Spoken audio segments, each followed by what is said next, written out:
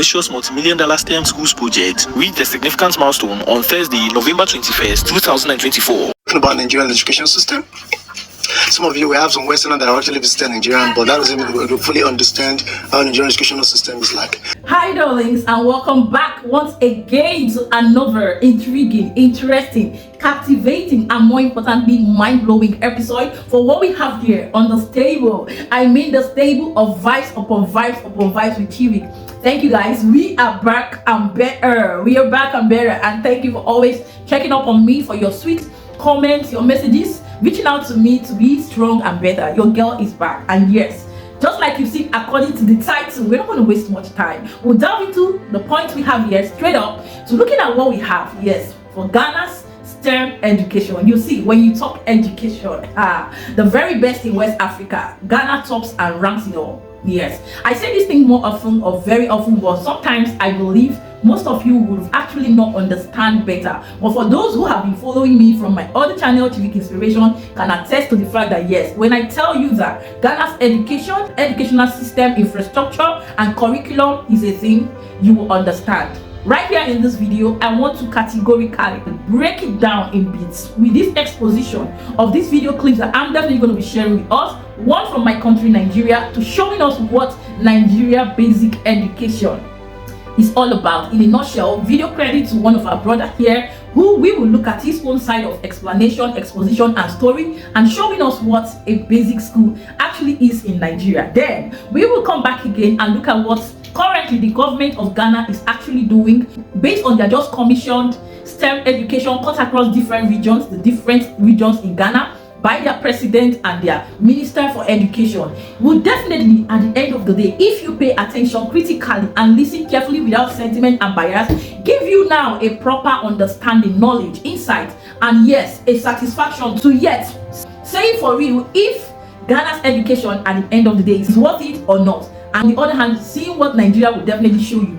will be an eye-opener. Trust me, you're one and only, the ambassador of the motherland, to always give you this premium exposition free of charge. So sit back, relax, grab your cup of tea, and let's go to Nigeria and see what we have going on there. We will be right back.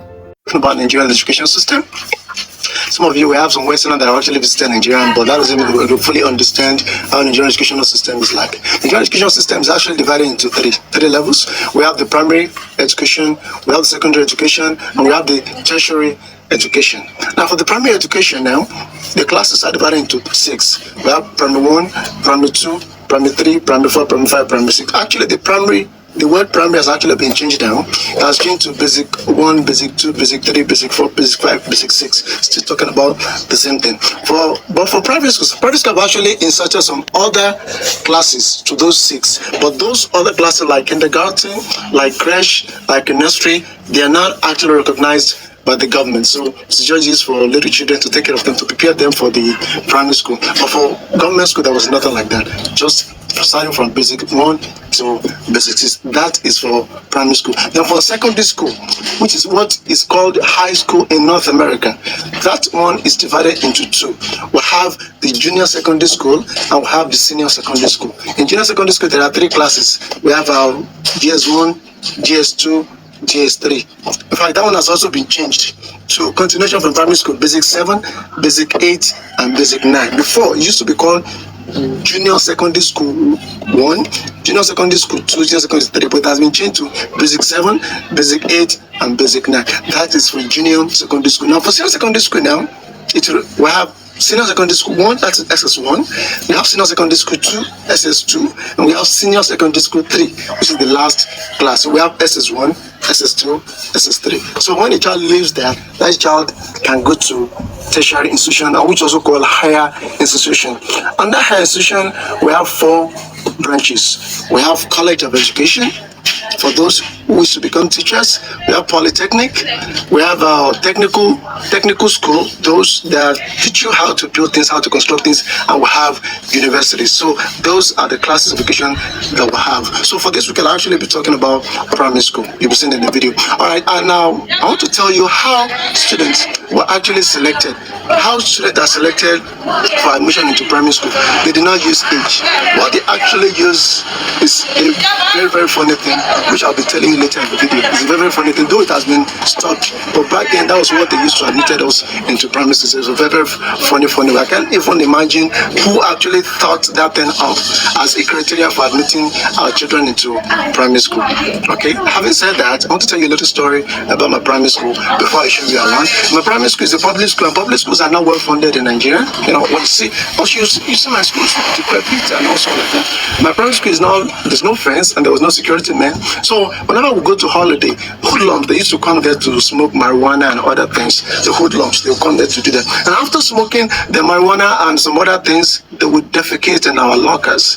So every time we go for holiday, when we are coming back, we used to be prepared for cleaning feces and all kind of excrement, you know, in the class. And that was a horrible experience for us. But later on, we actually adapted. It was a very, very bad thing. All right. Special thanks to my patrons for making this video possible. Literally, without you, this channel wouldn't be in existence. So I'm very, very thankful to you. Thank you so much for your support. That's been wonderful. It has been overwhelming. Thank you so much for all your support, especially Mr. Mike at the Mainstream. You've been lovely and wonderful. I'm very, very grateful to you. I hope you enjoyed this video. Alright, welcome to my primary school. This is my primary school. The name of primary school is actually Community Primary School. When I was here, there was nothing like primary 1 and 2. School 1, and this is school 1, school 2. That means the school has been divided, but during my time, there was nothing like that. So here, the land was actually donated by this community. So this is the logo and this is the motto of the school. Alright, as you can see that.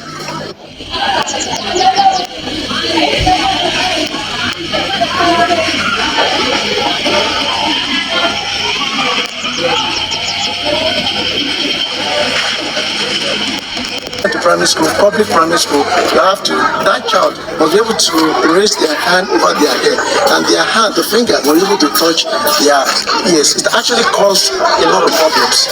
You can have two children of same age, and if the other one has a bigger stature than the second one, the one with bigger stature actually got admitted, while the other one won't be admitted. It was actually a bad thing, though it has actually been changed now. So that is how children were actually being admitted. Now, thankfully, that has actually changed. Alright, so I'm going to be showing you all the blocks of the classes, starting from primary 1 to primary 6. And I'll also be showing you the class, the office of both headmaster and the assistant headmaster.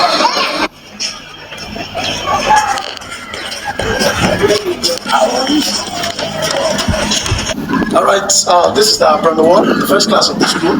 Okay. Only government school that is not like that is actually government college. Yes, federal government school is the only school that is not like that. But all the state government school, your student, your child has to come to school with their own chair. They don't have any chair, and they'll actually be sitting on the floor. Yes, no matter how convenient it is, they'll be sitting on the floor. In fact, government don't even provide chairs for teachers. Back then, it was teachers that used to get their own chairs and their own tables. Alright, so let's go. So I'll show you the primary 2 now. The school is not fenced, so people used to walk in anyhow as they want. There is no fence around the school, so it is free for everybody to move around the school. That is why a lot of atrocities used to happen in the school, because there's no security, no fence, nothing. It is open.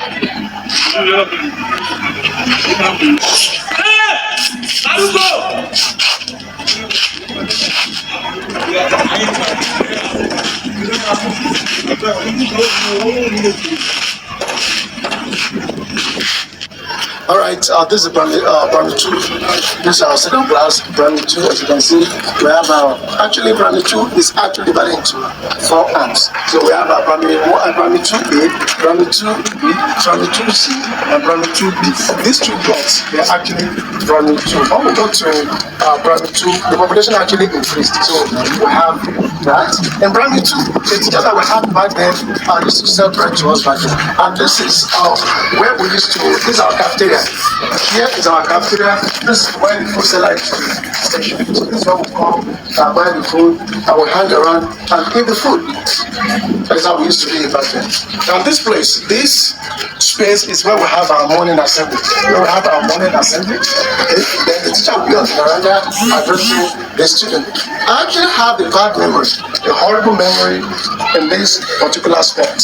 When I first got into the school, I was new the first time, new student. I was 6 years old. I was a teacher. I will never forget that teacher's name. That teacher's name is Mr.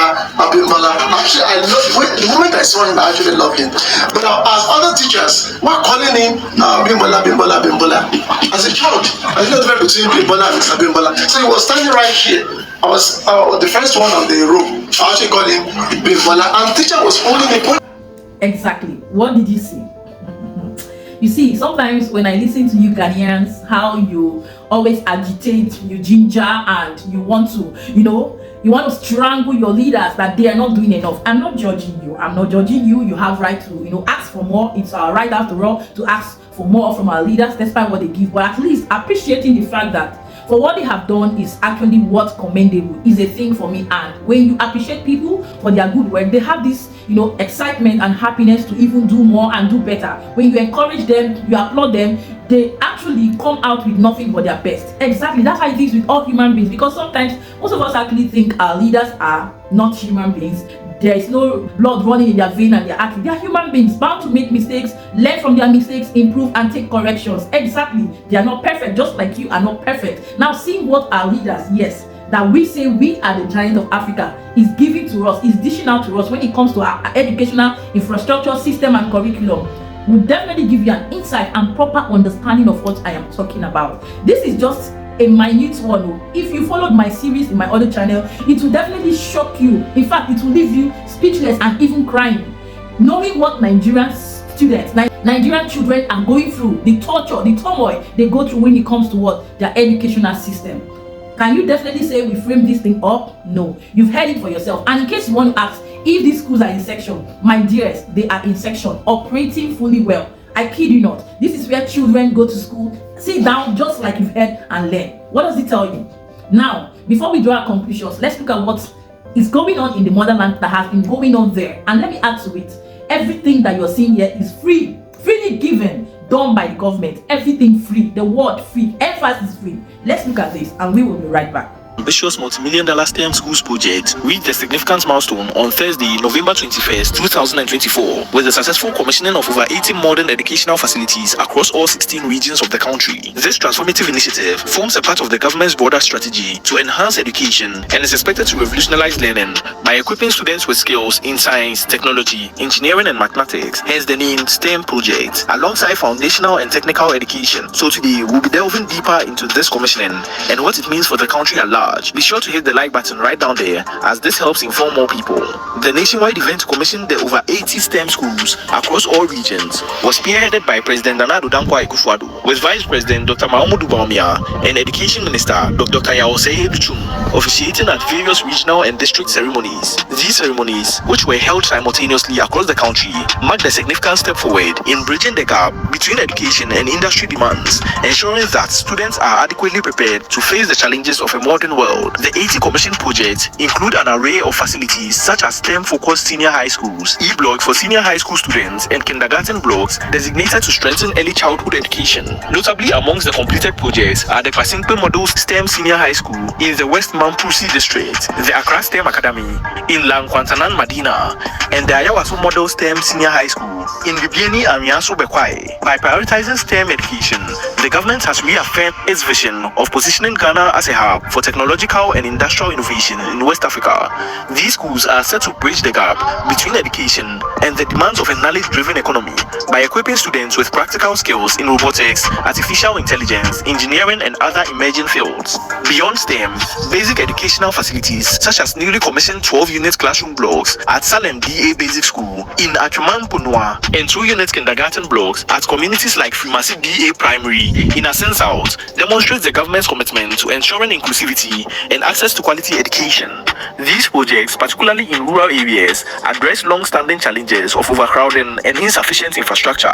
The commissioned schools boast state-of-the-art infrastructure designed to meet the needs of the 21st century learners. The Accra STEM Academy, for instance, features visualized laboratories for robotics, coding and virtual simulations. offering students hands-on experiences in science and technology. Similarly, the Pasimpe Model STEM Senior High School includes spacious digital classrooms and advanced teaching tools aimed at fostering innovation and creativity. The E-block facilities, designed to accommodate large student populations, are expected to alleviate pressure on existing schools, while the kindergarten blocks provide nurturing spaces tailored for early childhood development. The facility also includes modern amenities such as recreational spaces, libraries, and IT hubs to ensure a well-rounded educational experience for students across all regions. The nationwide ceremonies were broadcast live on major television networks and social media platforms, allowing millions of Ghanaians to witness this historical moment. Speaking at one of the events, President Nana Addo Dankwa Akufo-Addo emphasized the transformative nature of the initiative, stating, "Education is the foundation of our nation's future.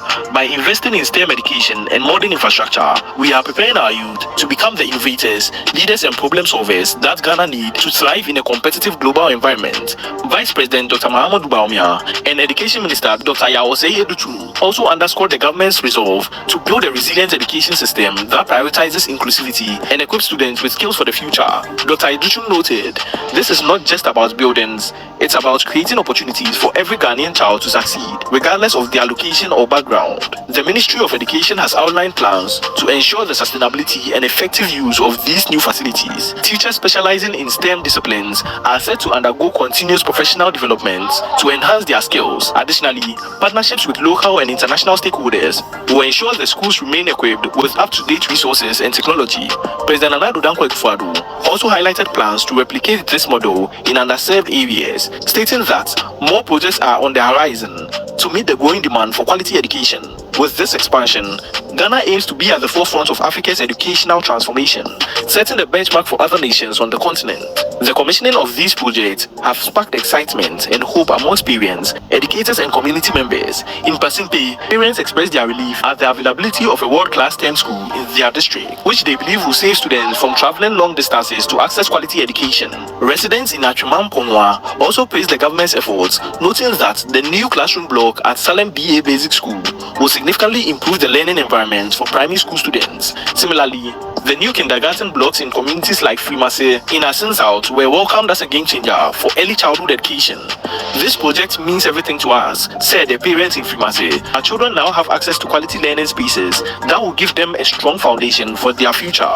Educators across the regions have also lauded the initiative for providing an enabling environment to deliver practical student-centered teaching. They believe that the new facilities will inspire creativity, critical thinking, and problem solving among students, preparing them for future opportunities.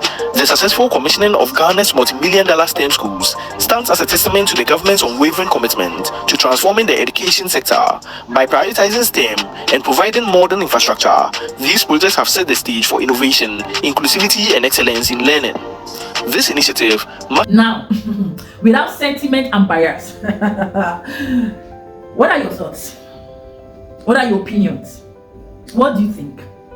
Let it not look like, oh, you're hyping this political party, you're hyping this leader, you're doing, am I a Ghanaian at this point? I'm not, even if I am in spirit and in truth, but by origin and by birth, I am not. But when I see things like this happening in the motherland, it pains me so much, it pains my heart. Judging from where I am coming from, what I am experiencing, what we are experiencing. Now, what do you have to say? Look at what you people have going on there. I know this was not just a mission or an action from just one leader. I mean leaders after leaders coming back to back, doing the same thing, following the footprint, the blueprint of your own very own Dr. Kwame Nkrumah of Ghana. Tell you that the legacy has been laid and people are following suit. And leaders, more leaders after leaders, even after our generation, will continue to follow suit. So what are you telling me? Did you just see? Have you seen? Have you heard? This was why they almost wanted to shut me up. Yes, because they don't want me to actually show the world what we are going through. Exactly. And this is my own personal opinion and objective.